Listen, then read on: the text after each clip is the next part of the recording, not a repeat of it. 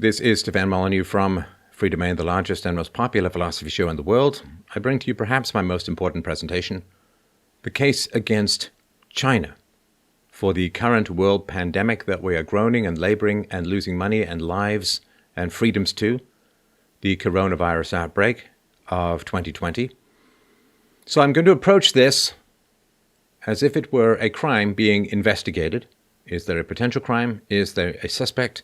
And we will go through the evidence patiently and consistently and persistently to find out who is to blame, if anyone, for the current horrors we are experiencing. Now, first thing to understand is China is characterized by the Chinese Communist Party.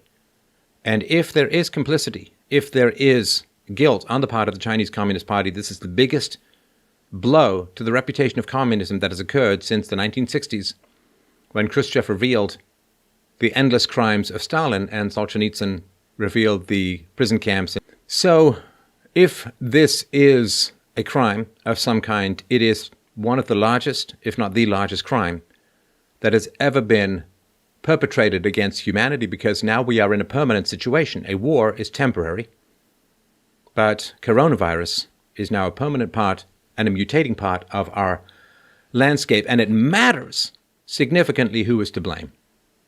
If you look at Chernobyl, if you look at the original SARS outbreak in 2003, lessons were supposed to have been learned, and specifically lessons were supposed to have been learned after the SARS outbreak, which is why so many countries signed these extremely grave and profound treaties regarding how pandemics were to be handled, which I will talk about over the course of this presentation. It really matters who is to blame, if anyone. So let me start you off with an analogy, and I will, at the end of this presentation, show you how this analogy fits every single part of this situation. Here's a hypothetical. A man's wife goes missing. We'll call him Bob, we'll call her Sally. Bob waits for over 6 weeks before notifying the police. He tells the police, "Oh, Sally was fine. She called me. She said she just wanted to go and travel and roam around, and she's totally fine." This actually turns out to be a lie. Sally never did contact him after she went missing. Now, when the police ask to question the man refuses, hangs up, and refuses to talk to the police. When the police get a search warrant, it turns out that the man destroyed all of his records and his computers right after his wife went missing. His wife's bed, clothing, personal items, and so on were all incinerated, wiped from existence, right after she went missing. It also turns out that the man called the insurance company and demanded payment long before he called the police. He also threatened anyone who knew his wife if they said anything to the police that he would harm them grievously. This is called witness intimidation, of course. Bob is also found to have recently bought arsenic and chloroform. Chloroform is a knockout gas. Bob also has a blog wherein he wrote exactly how much he hated his wife and exactly how he would kill her by chloroforming her and then poisoning her with arsenic. Next thing you know, Bob's wife Sally is found dead and buried in his backyard. She died of arsenic, and then when the autopsy and analysis is done, traces of chloroform are found on her face. Just want you to think of this as a very bad and obvious episode of some crime show. If all of this was presented to you as a jury member, even though there was no video of Bob chloroforming and poisoning his wife, would you find Bob guilty? Well, you would find Bob guilty of one of two things. One is optional to some degree, and one is not. Now, the optional one is, did Bob kill his wife? Is this proof beyond a reasonable doubt? Is this circumstantial evidence beyond a reasonable doubt? Motive, means, intent? A huge amount of evidence as to what Bob did? Well, I guess you could debate that for about 15 seconds. But what is beyond dispute It's all of the other illegal actions that Bob has committed in the course of this investigation. He waited a long time to notify the police. He lied to the police about Sally contacting him. He, of course, is allowed to refuse the police access to him for questioning, but when they get a search warrant, it turns out that he has destroyed a huge amount of evidence that is crucial to finding out where Sally went. All of his wife's personal items, her clothing, her bills, her paperwork, her computer has all been incinerated and destroyed. That's called destruction of evidence. Witness intimidation.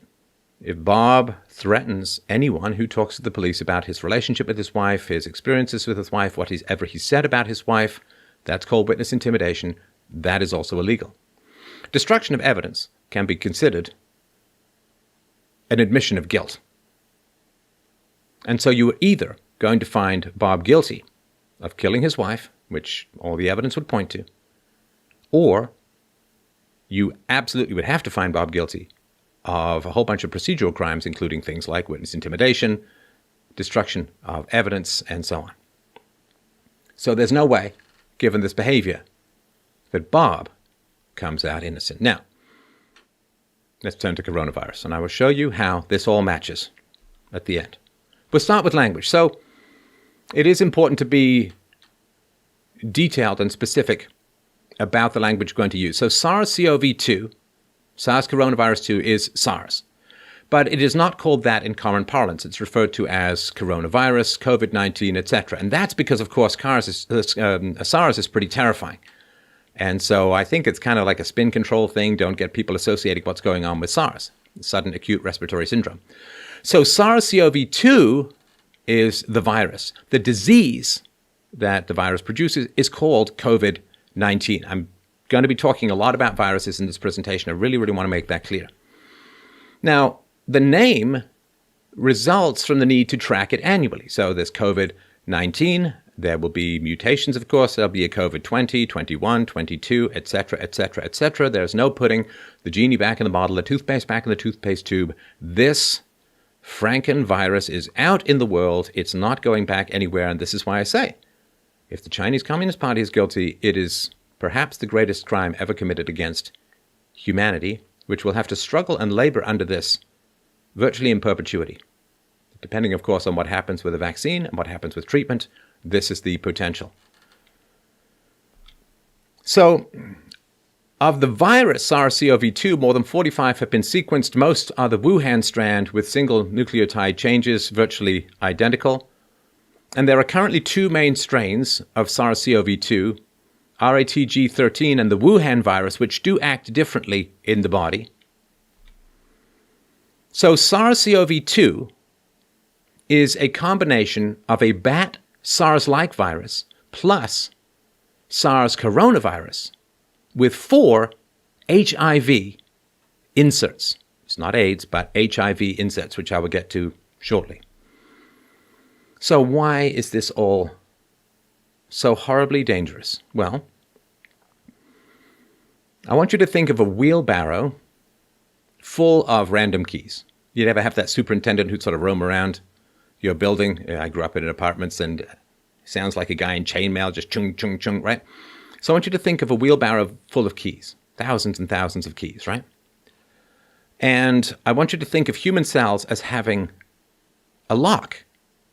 And in order for a virus to enter and damage human cells, it needs to have a key that goes into this lock. And those keys are extraordinarily rare, which is why there are so many of us, and we're hard to kill with viruses these days. So this bat SARS-like virus does have a spike protein, but it doesn't plug into the human, what's called the ACE2 receptor, right? That's the keyhole that the key goes into. It's the lock that the key goes into. So the bat SARS-like virus has a spike protein that does not plug into the human ACE2 receptor. That's why it's not too dangerous. SARS coronavirus does have this spike protein. It does have this key that goes into human cells. Now, why is this so dangerous? So SARS-CoV-2 has the replication rate of bat SARS-like virus, but with the addition of the spike protein from SARS coronavirus. So this is what's so important to understand. This is why I call it a Frankenvirus. It has the worst of both worlds. Well, best for the virus, worst for us.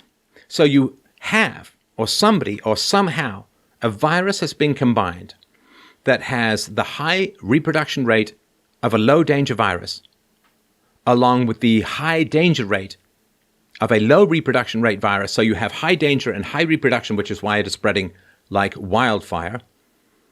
The odds of this occurring in a single bat species, then transmitting to human beings, is highly, highly, highly unlikely. The horseshoe bats, which are the primary holder of these coronaviruses, are high in the mountains, deep in caves, don't have much contact with human beings, and we'll get into all of that in a few minutes. But I want you to look at these odds, because there are things that are possible, things that are probable, things that are improbable, and things that are extraordinarily improbable, and things that are impossible. At a certain degree of improbability, it blends into impossible. Like, you could sit in a room and all of the random motion of the oxygen atoms could have them all go to the top of the room, and then there's a vacuum below, and there's no oxygen below, and you just choke out, and maybe once every 20 universes something like that could happen. But it's impossible in any functional context. So this is the deadly combination we are seeing in real time. So let's look at the background and the situation. So first of all, the official story started in late December 2019, where they said a pneumonia of unknown origin was claimed to be associated with a seafood market in Wuhan, China. And within a few days, the seafood market was closed and scrubbed. That is extraordinarily wrong, dangerous, irresponsible, destructive, and I would argue, from a pandemic standpoint, it's criminal. Because you have the source of a virus all being closed and scrubbed and disinfected and destroyed. You can't do any forensics. You can't easily track the people. You can't measure everything. It's just gone. You have destroyed the scene of the crime, so to speak, which is catastrophic and has been catastrophic. And why would you want to do that? Why wouldn't you? If this was zoonotic, if it was natural in origin, why would you want to scrub the entire scene of the place you say it started from before you've had a chance to thoroughly examine it, before outside experts have come in, before you've contacted everyone? Come on. There's a reason why, if you're claiming it comes from this market, and then, oh, look, the market is gone, closed, scrubbed, destroyed, nobody can prove it. So why would you want to destroy the evidence? Well, I think we all know that. So by late January 2020, the Huanan seafood market was officially considered to be the source of this novel coronavirus. However, a paper published in The Lancet, highly prestigious medical journal, revealed that the first patient, December the 1st, 2019, had no relation to the Huanan seafood market. No relation. If you are saying that it came from this seafood market, that hypothesis, that conjecture really, is thoroughly destroyed by the first instance of somebody not having a relation to the Huanan seafood market, and the very first patient had no such relation. According to some official documents that have been reported upon, November the 17th, 2019 was the date of the first infected patient, and this is 6.5 weeks before China alerted the World Health Organization. Now, I really want to point this out, and I'll go into this in more detail later. China does not have a choice about whether it informs the world of a potential illness, a potential infection, a potential pandemic. This is not optional. There are signed, grievous, fundamentally essential treaties, a lot of which came in after the 2003 SARS crisis, that China must inform the world, as must all signatories to these documents, these health treaties. You must tell the world. This is not optional. This would be another crime. No epidemiological link was found between the first patient and later cases. So there's a source that's not the first patient and is not the Huanan seafood market. It's very, very important. There's a cause or a source to this new coronavirus, this deadly coronavirus, that is neither the first patient nor the Huanan seafood market. By December 10th, 2 of the 3 new cases had no relation to the Huanan seafood market. The claim, of course, is that the coronavirus came from bats, but no bats were sold at the Huanan seafood market and no bats were found there. 2 species of bats do host a subset of beta coronaviruses, especially horseshoe bats. Now, why didn't the World Health Organization call out China for not informing the World Health Organization of a new and dangerous pneumonia for 6.5 weeks? Why did the World Health Organization not call out China? Well, because the World Health Organization is hopelessly corrupt and in the pocket of China, as are many international agencies. So these beta coronaviruses, beta is a subset of viruses to the SARS-CoV-2 virus. 14 out of the 41 early patients, again, had no relation to the Huanan seafood market. Destroys the conjecture completely and totally. Now, the guilty party, in general, accuses others. And so if the Chinese Communist Party is pointing at this Huanan seafood market as the source of the coronavirus, and they have destroyed and scrubbed the seafood market, and they are openly stating, or events have come out, or the data has come out, that many of the early patients had no relation to the seafood market, it means that they're covering up the true source. You wouldn't destroy the market if it genuinely was. You'd invite people to come in, you'd get other experts, you'd open up your books. So they destroy the evidence, they point at the market, though they have direct evidence to the contrary. It's because they're covering up the true source of the virus, without a doubt. January 29th, 2020, an article in the aforementioned Lancet revealed that out of 99 COVID-19 cases, 50 had no relation to the Huanan seafood market. So, this means that between a third and a half were infected with no exposure to this seafood market. The first case infection must have been in November 2019, which means that the virus was spreading weeks before the Huanan seafood market cluster.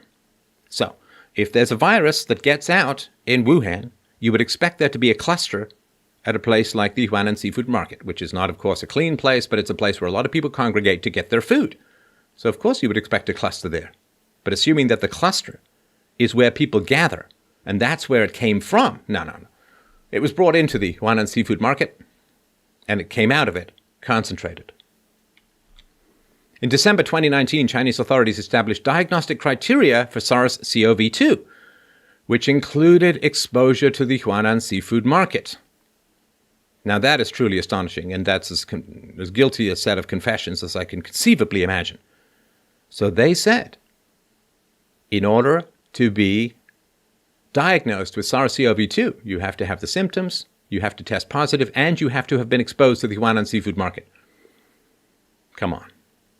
I mean, that is forcing the data to fit the conjecture to the point where the data breaks and the world takes a blow. The World Health Organization switched the name from Wuhan pneumonia to SARS-CoV-2. This is, of course, entirely political. It's covering up for the communists and these endless accusations of racism. Middle East respiratory syndrome. You have the Spanish flu. You have German measles. You have a wide variety of illnesses that are named for their point of origin. It's very common. It's very natural. And the fact that they would change it again is part of the whole PR spin that is going on at the expense of human beings actually surviving this thing.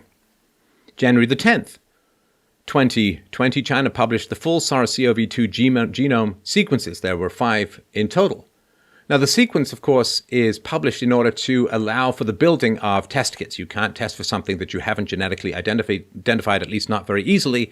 So the full genome sequence was published. Now, this, of course, is extraordinarily fast. It's kind of hard to get across just how implausible it is that in the tiny, tiny amount of time since they first got wind of this thing, that they were able to publish the full genome sequence, right? You've got a pneumonia of unknown origin.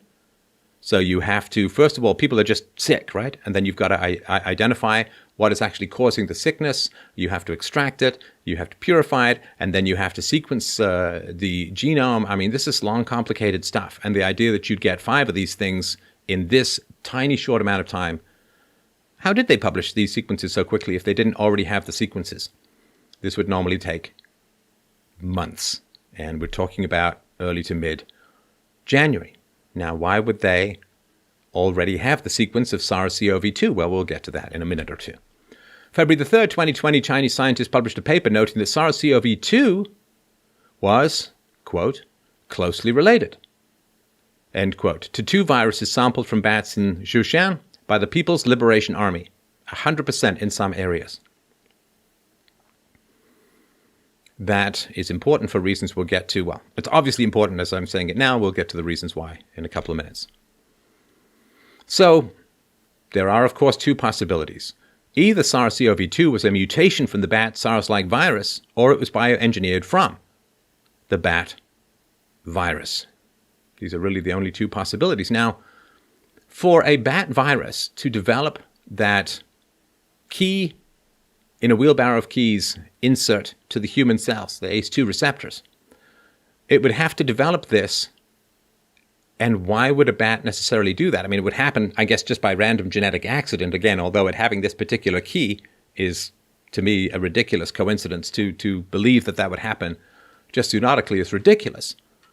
But let's say it did develop such a thing. Well, that virus would not last particularly long. It provides no advantage to the bat or to the virus itself without a human host. So the bat's 900 kilometers away from Wuhan. If they developed this kind of virus, how on earth would it end up spreading like wildfire to people, and why on earth would it spread 900 kilometers away from its origin source?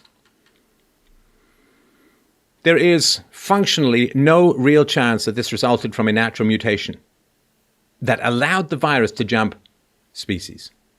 It really is not possible. Look, it's sort of like you go to the grocery store and you find the last banana. I know, bear with me, but please understand. Is it possible that a strange coincidence of winds plucked the banana from someplace in the tropics, put it high up in the stratosphere, and then blew it through the open doors of your grocery store? Well, I guess theoretically once in 20 universes such a thing could conceivably happen. But would you probably say that it was picked and transported and delivered by a truck so that you could eat it? Of course. Believing that this Frankenvirus was a natural mutation that jumped species is like believing that a pile of car junk in a scrapyard could, through the process of being attacked by a hurricane, be assembled perfectly into a car. Is it theoretically possible? Come on.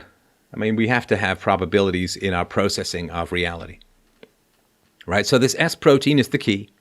Human cells are the lock. Imagining opening a lock, but the first key picked from a random bag of keys, right? A big wheelbarrow full of keys. You dig your hand in, you pick it up, and you open the door right away.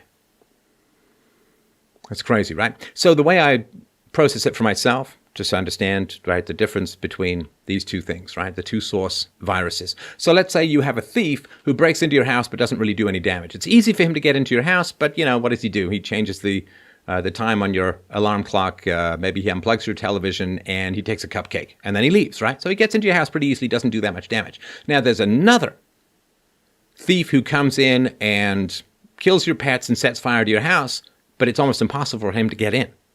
Right? These are the two viruses, right? The combination of the 2 is the thief that can very easily get into your house and kill your pets and set fire to it. Well, that's what happened. And the idea that this happened just through random mutations, come on. We have to, we're not that bad at math anymore as a culture, are we? The S proteins in SARS-CoV-2 come from SARS coronavirus. The natural SARS strain doesn't have a strong replicating ability, which is why it killed some but didn't become a pandemic. This is the deadly combo. It did not come from bats. It did not come from the Huanan seafood market. And it did not come from nature. But there's a possibility, you say. Yes, and maybe every single criminal has an evil twin who somehow lives off the grid and escapes. Come on. Proof beyond a reasonable doubt, right? Now, let's talk about the cover-up. So, this is the Chinese level 3 lab. It's really a level 4 lab, but they call it a level 3 lab. It's different levels for dealing with different virulence of pathogens. So the Chinese level 3 lab that first published the SARS-CoV-2 genome sequence was ordered to destroy all virus samples and forbidden from releasing any more papers or data. Now, I'm sure you know, but I will just remind you that the Chinese level 3 lab is right there in Wuhan, just a stone's throw from where the supposed source of the coronavirus outbreak was. So, ordered to destroy all virus samples and forbidden from releasing any more papers or data. Why? Why? But the first thing that you would want to focus on when you're dealing with a virulent new pneumonia that's killing people, would you say, well, we gotta call it level 3 lab, really a level 4 lab, and we gotta tell them to destroy all of their virus samples, and we must forbid them from releasing any more papers or data. I mean, we'll get into the history of this, but pre-2008, the viruses that these guys were working with were kind of level 3 after that. When they designed a bat virus that jumped to primates with human ACE2 receptors, well, then it became a level 4 lab and should have been something that was never, ever, ever done. Ever done. Jan 2nd, 2020, director of the Wuhan Virology Lab prohibited his staff from disclosing any information about the new outbreak. Why? I mean, these people would be helpful. Why not have them talk about all that they know, all that they've seen? Maybe they've got some antibodies. They've worked on something similar. Why? If this has nothing to do with the Wuhan Virology Lab, why would you forbid people from talking about it? The Chinese Communist Party ignored the virus for over 6 weeks, denied human-to-human transmission, and censored data. Right? The denial of human-to-human transmission is very important. If it just goes bats to human, but it doesn't go human to human, then the people who eat the bat, so to speak, will get sick, but they won't make anyone else sick. But China knew about human-to-human transmission and kept it from the world, which is why the borders stayed open and this hellish thing spread. China's Wuhan Virology Lab and others had been researching for years how to get bat coronaviruses to transmit to humans.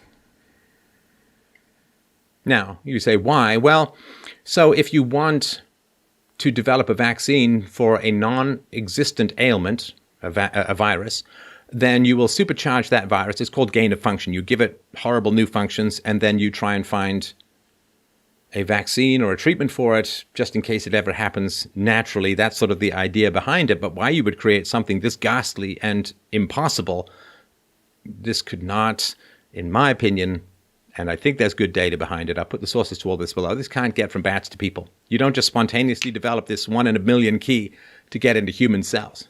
No. This is designed. Doesn't mean the same as it's a weapon, but it is designed. That we have to accept. Because if you get this bat coronavirus that gets into human beings right next to the lab that's been studying how to get bat coronaviruses into human beings for years, come on.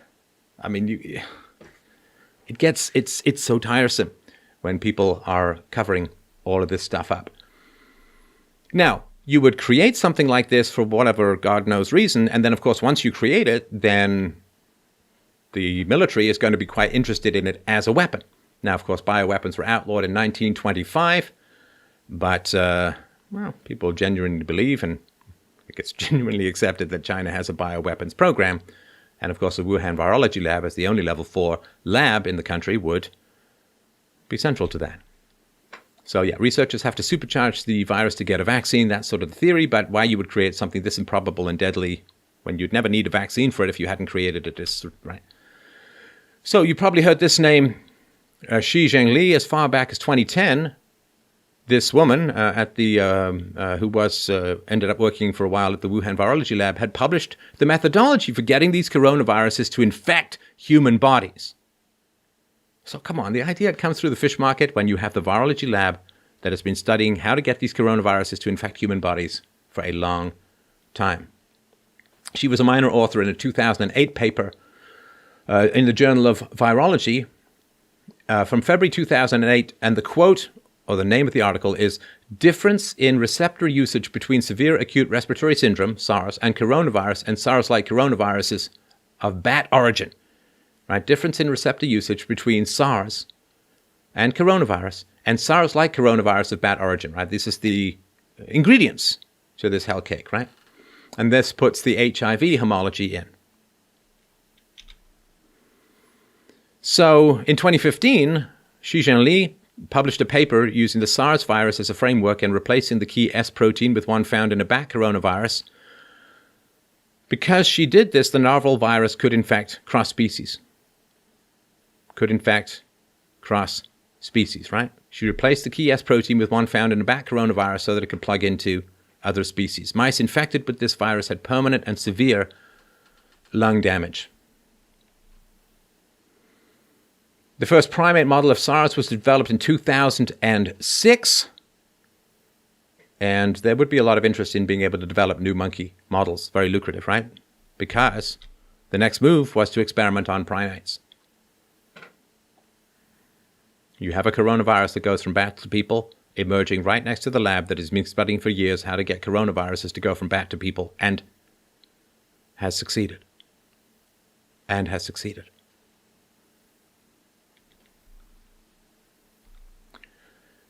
This is something that just came out as I came to record. I'll throw it in here. Source below. This is from the Daily Mail. Revealed U.S. government gave $3.7 million grant to Wuhan lab at Center of Coronavirus Leak Scrutiny that was performing experiments on bats from the caves where the disease is believed to have originated. The U.S. National Institute of... the things I have to read. The U.S. National Institute of Health, a government agency, awarded a $3.7 million research grant to the Wuhan Institute of Virology. Boy, it really does take a National Institute of Health to help fund the most likely origin of a global pandemic, because that's not really how you spell health, is it? The lab is the center of several conspiracy theories, the CIA phrase used to dismiss questioning the blindingly improbable. The lab is the center of several conspiracy theories that suggested it's the original source of the coronavirus outbreak. The institute experimented on bats from the source of the coronavirus. They were captured more than 1,000 miles away in Yunnan. Sequencing of the COVID-19 genome has traced it to bats in Yunnan's caves. So you understand? No bats sold in the Huanan seafood market. Bats 1,000 miles away. This is the source of coronavirus. And the only bats in Wuhan were the bats in the virology lab, right next to where COVID-19 emerged. The U.S. government funded research on coronavirus transmission in the lab over the past decade. So, China's accusations that it came from the U.S., financially, maybe. The Chinese laboratory, this is to continue the article, the Chinese laboratory at the center of scrutiny over a potential coronavirus leak has been using U.S. government money to carry out research on bats from the caves which scientists believe are the original source of the deadly outbreak. The Wuhan Institute of Virology undertook coronavirus experiments on mammals captured more than 1,000 miles away in Yunnan, which were funded by this $3.7 million grant from the U.S. government. Sequencing of the COVID-19 genome has traced it back to bats found in Yunnan caves, but it was first thought to have transferred to humans at an animal market in Wuhan. No, it wasn't first thought. It was first propaganda covered up by the Chinese Communist Party. The revelation that the Wuhan Institute was experimenting on bats from the area already known to be the source of COVID-19, and doing so with American money, has sparked further fears that the lab, and not the market, is the original outbreak source. Well, of bloody course it is.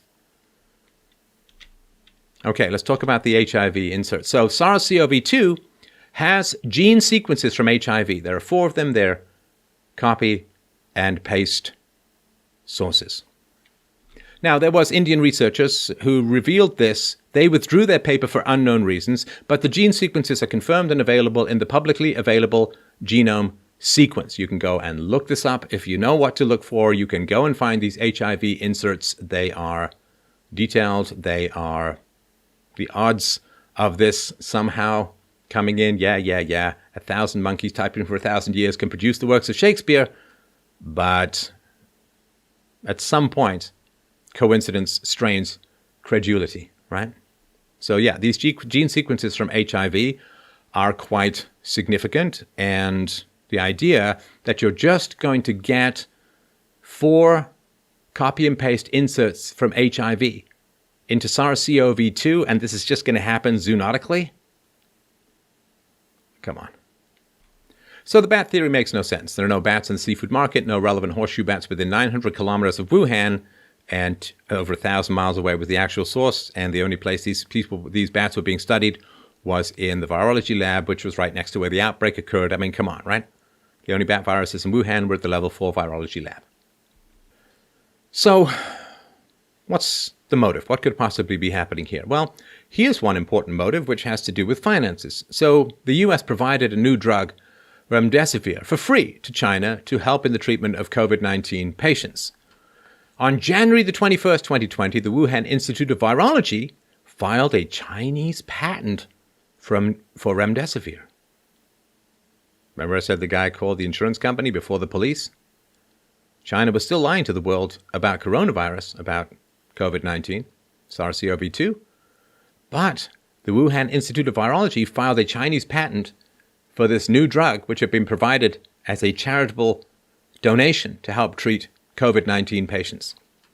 Well, that goes to tell you just how sociopathic and cold and monstrous and exploitive and power and profit-seeking the Wuhan Institute of Virology was and is. Hey, thanks for the free drug. We're going to patent it now and make a fortune. Man. Now, here's another situation. February the 7th, 2020. After leaks accusing the Wuhan Institute of Virology of creating and leaking SARS-CoV-2, the top biochemical weapons expert of the People's Liberation Army took over the Wuhan Institute of Virology. We're concerned that this might have been created as a weapon of war. Don't worry. We will allay those concerns by putting our top biochemical weapons expert in the army in charge of the Wuhan Institute of Virology. February the 14th, 2020. Chinese leader Xi demanded a focus on biosecurity and that a new biosecurity legal framework be accelerated, right? February the 14th, 2020. According to some of these numbers, this is in the midst of a growing, explosive, incredibly dangerous pandemic. And he's like, you know what we should really focus is on biosecurity. Why don't you focus on, say, shutting down all the wet markets in China? If you really believe that these are the source, why don't you shut them all down? Well, we can't really do that because we're focusing on dealing with this new pandemic by focusing on biosecurity. Well, that tells you all you need to know about where the Chinese Communist Party knows, how they know, and what they know, where the source of this virus is. If you're focusing on biosecurity, it's because biosecurity is a problem. And if you're focusing it on the midst of a pandemic, it's because you don't want any other samples getting out. Now, how they get out, we may never know. I've heard a variety of theories, some with supposed witnesses who, of course, generally remain anonymous, some not.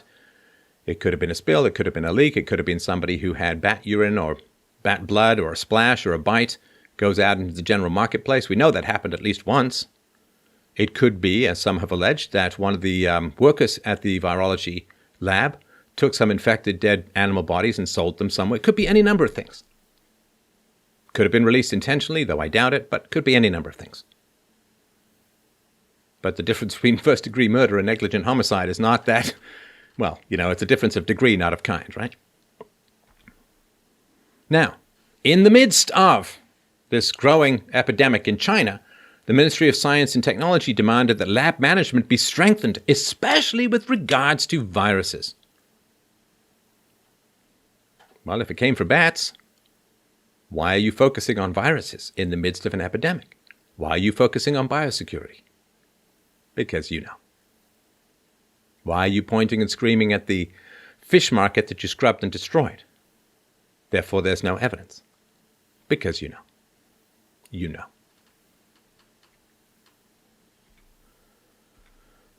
See, motives matter no matter what the crime. So whether it was released intentionally or not is relevant but not essential.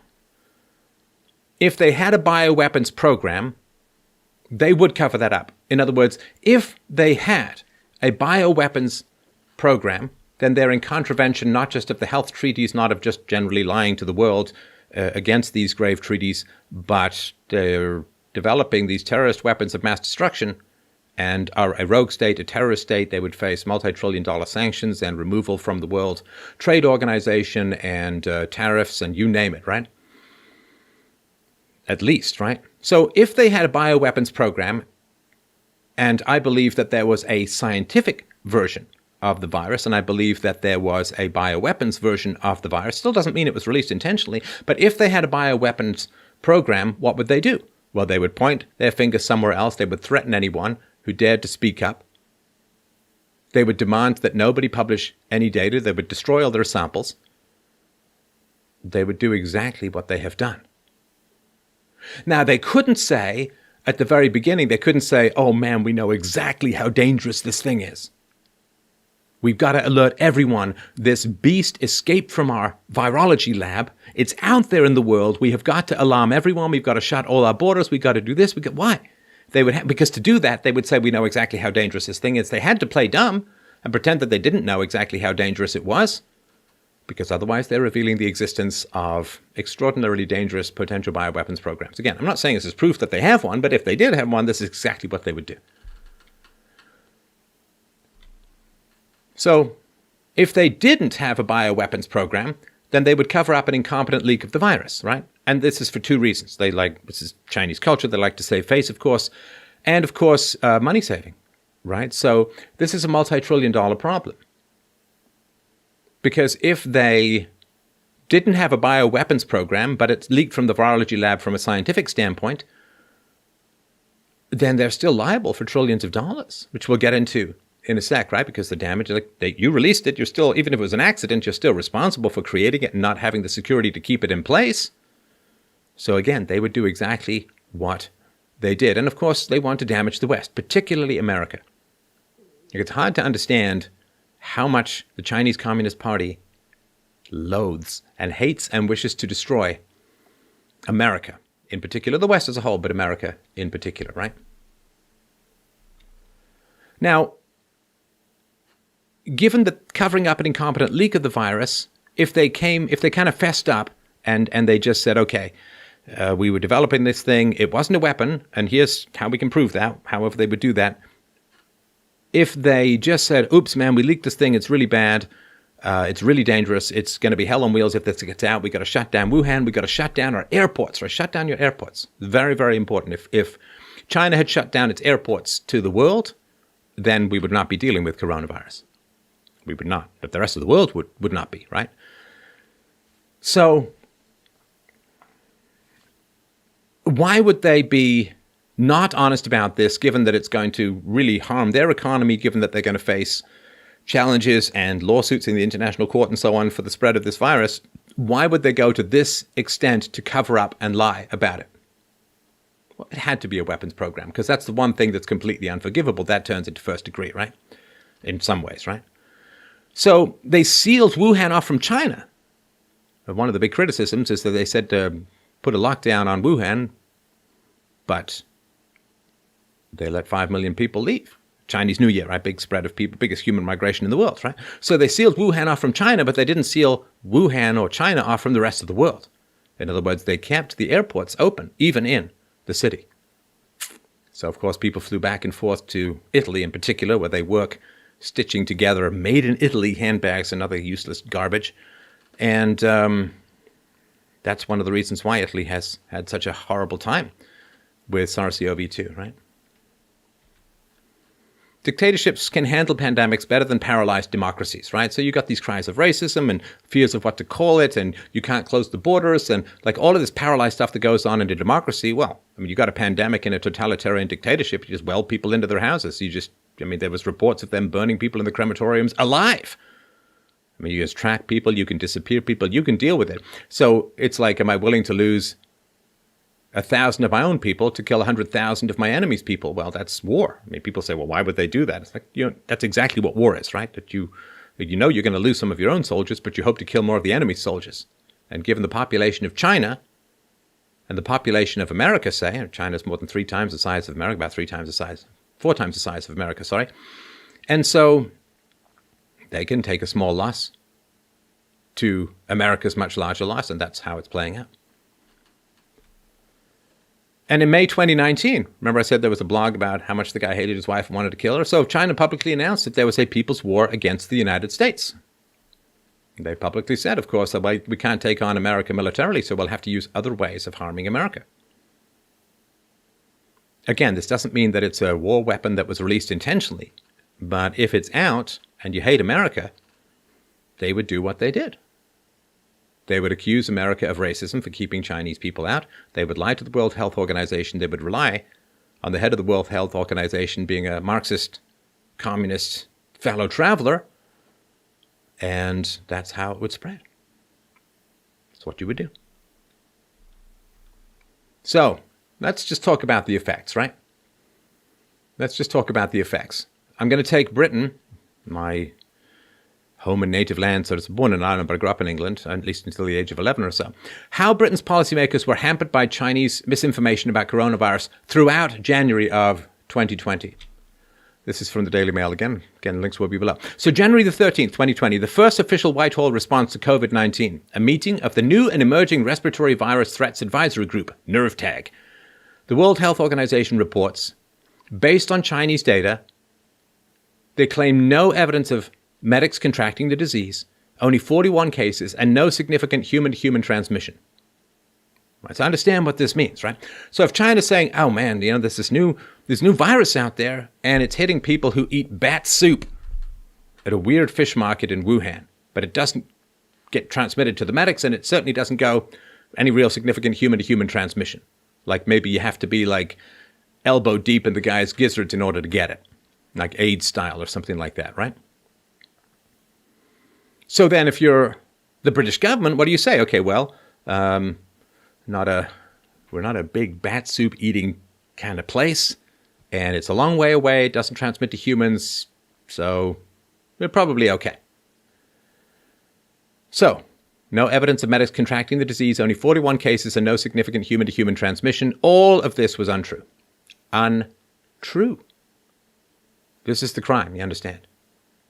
Like whether it's a bioweapon, whether it was released intentionally or not particularly relevant to this examination of the situation, but lying to a country where you are sworn to tell the truth. It's like being under oath. You can lie to your wife, you can lie to your doctor, you can lie to your dog, but under oath, it's perjury, and you go to jail. Well, if you're not a Democrat. So this is pretty significant. They signed a sworn contract, which is far more important than being under oath in a courtroom, that they would always tell the truth, be upfront and open and transparent about any potential pandemic, and they lied about it to the world, which is why you hear China lied, people died. That's true. It's a basic fact. So NERVTAG concludes, based on current available information, that risk to the UK population is considered very low and does not recommend shutting borders. So again, if it's out, well, you're going to get harmed as China, but if you want to harm the West, and they're going to harm a lot more people in the West than you will your own people, well, as far as a bioweapon goes, it's a fantastic bioweapon. See, people say, well, it could kill more people. That's not the point. The point of a bioweapon is to destroy the economy, not to destroy people. In the same way that the French resistance under the Nazis aimed to wound the Nazi soldiers, not to kill them, because it drained more German resources, right? So that was January the 13th. January 21st. More than a week later, the World Health Organization decides it is not possible to say if the disease came from animals and had some human-to-human transmission or had self-sustaining human transmission. The latter is true, and by this stage well known in China. Self-sustaining human transmission, right? It's out, and it's just escalating from there, right? This is the R0 that I talked about. Oh my gosh, it feels like a lifetime ago, back in January when I first called this as a pandemic. You can see the thumbnail, people. So, self-sustaining human transmission, the World Health Organization said, who knows, right? But it's well known in China. But China is intimidating the witnesses and threatening, disappearing people who speak out. NERVTAG, right, the badly named British group, moves threat to low, but notes that it was concluded by the World Health Organization that the, quote, currently available data, end quote, did not make it possible to distinguish between the two scenarios. Right, some human-to-human transmission, self-sustaining human transmission, did the disease come from animals, and so on. So, it's gaslighting, fog of war, right? January 28th, a week later, NERVTAG recognizes, based on a World Health Organization Emergency Committee meeting of January 22nd, that human-to-human transmission is occurring, and says that in a, quote, large amount of data from China, provincial information is not given. It's tough to tell the spread then, right? How fast it's spreading. So January 13th to January 28th. Now, of course, based on the doubling situation, we had an R naught, a replication rate of 2, 3, 4, 5. I even heard higher numbers. So this really matters. At this point, coronavirus, SARS-CoV-2, had not landed in England. It had not hit the British shores. It's important. Very important.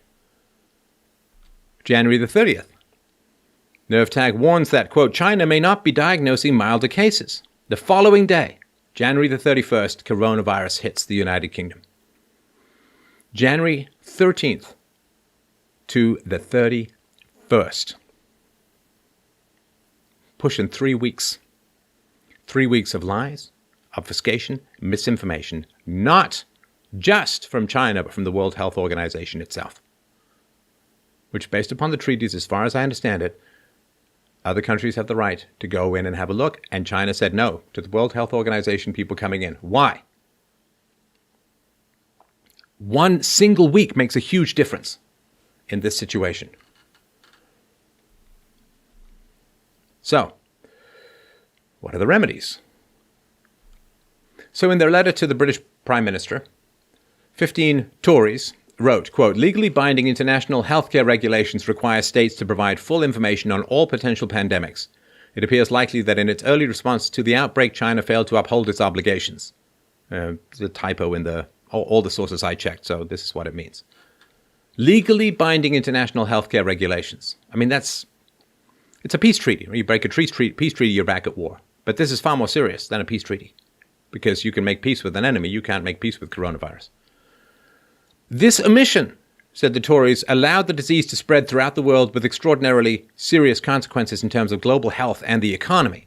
British government officials met on January 13th and concluded the risk to the population was very low, as I mentioned. This was based on information from China, who claimed there was no significant human-to-human transmission and no evidence of medics getting the disease.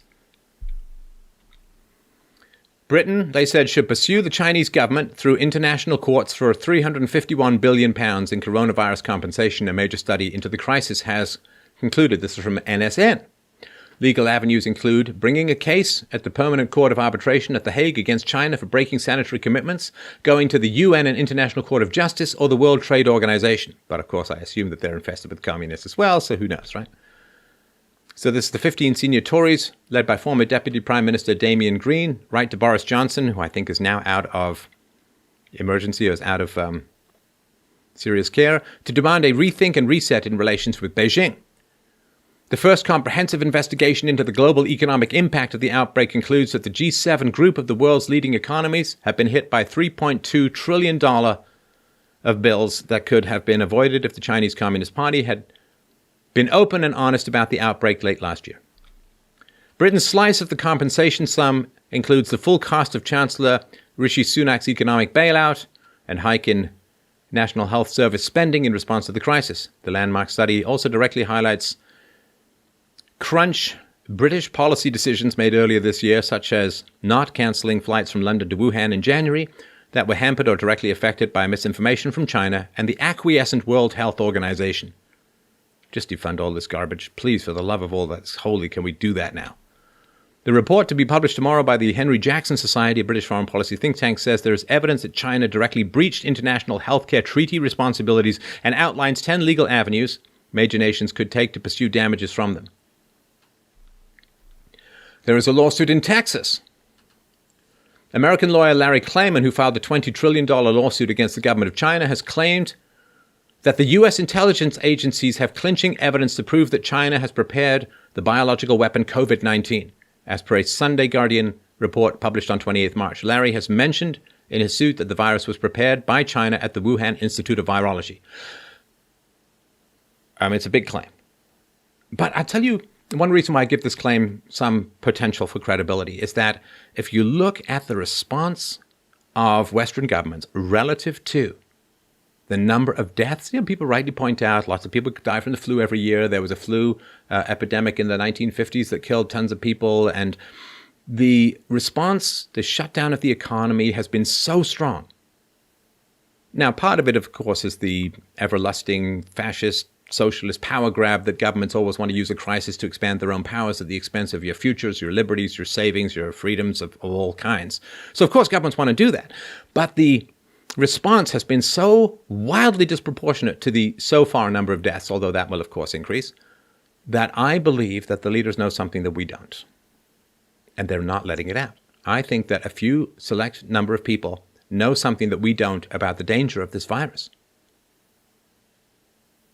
or its capacity to mutate. It's an RNA virus. RNA mutates 100 times faster than DNA. So that's what Larry Klayman says. Defending his allegations against China, Klayman said to Sunday Guardian that the coincidence of the existence of the only bioweapons laboratory in Wuhan, where the virus is believed to have emerged from, is a strong indicator that China prepared the virus that has afflicted at least 750,000 people globally and rendered more than 27,000 dead. Of course, those numbers are much higher now.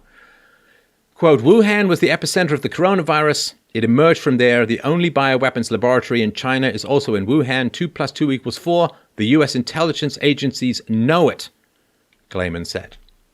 When asked if the $20 trillion lawsuit, evidently higher than China's GDP, can be enforced if he wins the class action suit, Klayman responded that he was confident of winning it.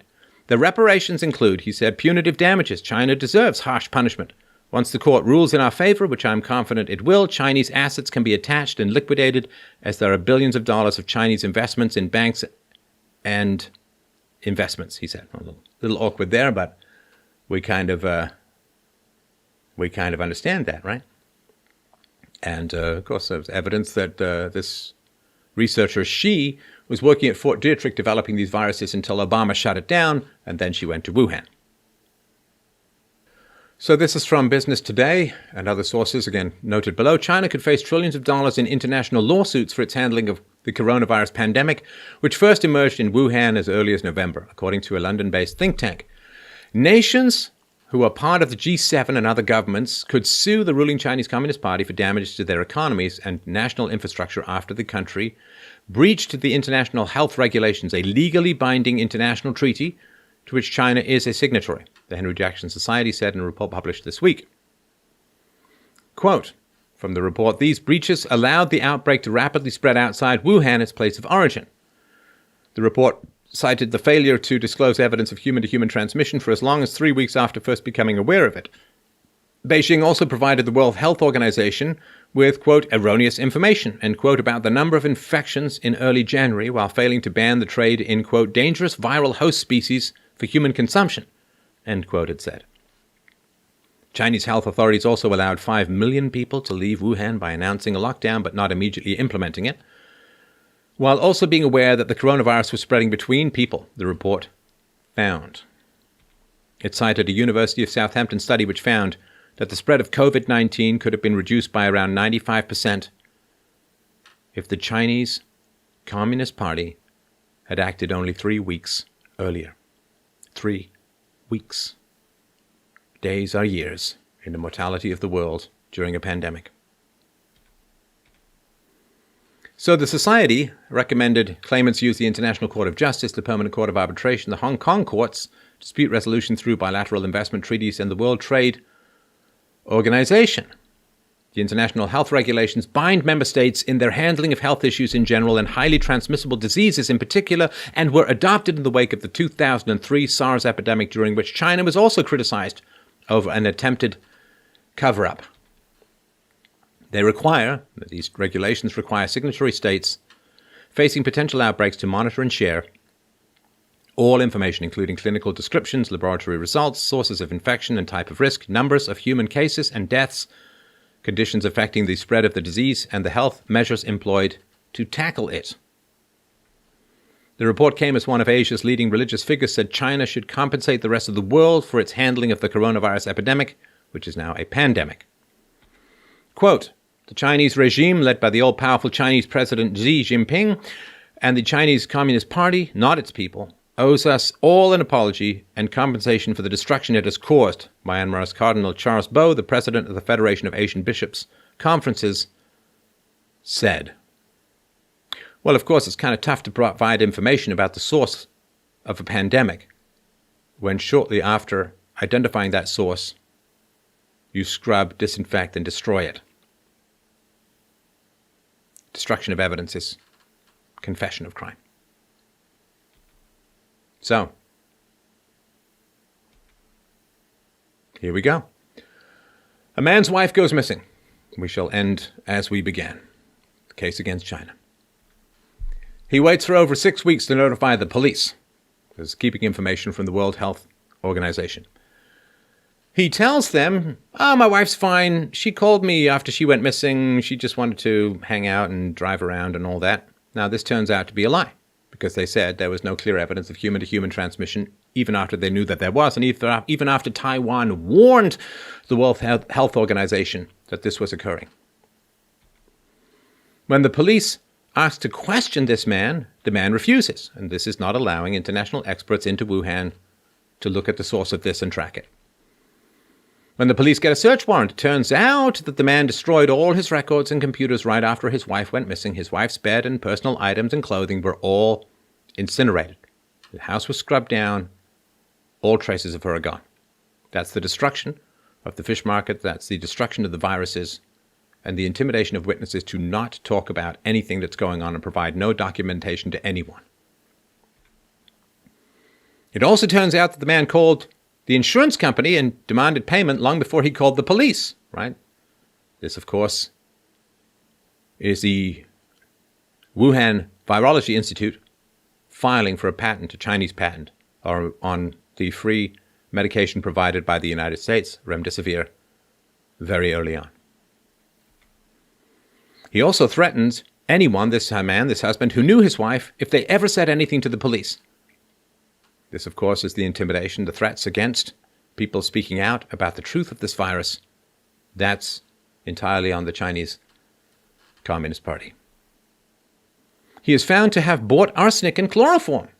This is the long history in the Wuhan Institute of Virology, as well as other places, as I mentioned before, of all of these bat studies, of trying to figure out how to get bat coronaviruses combined with other dangerous viruses, particularly SARS, to transmit to human beings, thus raising both the virulence and the transmissibility of the virus.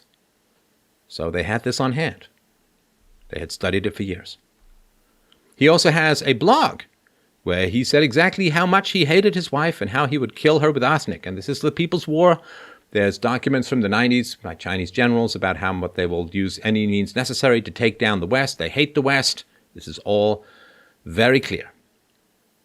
The motive is very, very clear in this situation. It's publicly available records, and they have not been denied by the Chinese Communist Party. His wife is found dead and buried in his backyard. She died of arsenic. Chloroform is found on her face. The Chinese Communist Party, with aid of the U.S. government, was studying how to provide gain of function to dangerous bat coronaviruses, get them into human beings where they could do the most damage. High virulence, high transmissibility, combining the worst of both worlds to create an unholy brew that is currently taking down the economies of the world. That's what they were doing. This is all publicly available information. I will link to it below. Still up. This is what they were doing. And then, wouldn't you know it, a coronavirus that has exactly the characteristics that they have studied and created appears right outside the lab where they studied and created this monster. Come on. People, we need to wake up. We cannot be dazed by the leftists in the media and in academia and so on to simply deny the basic evidence of what is right in front of our faces. Is the man guilty? Of course he is.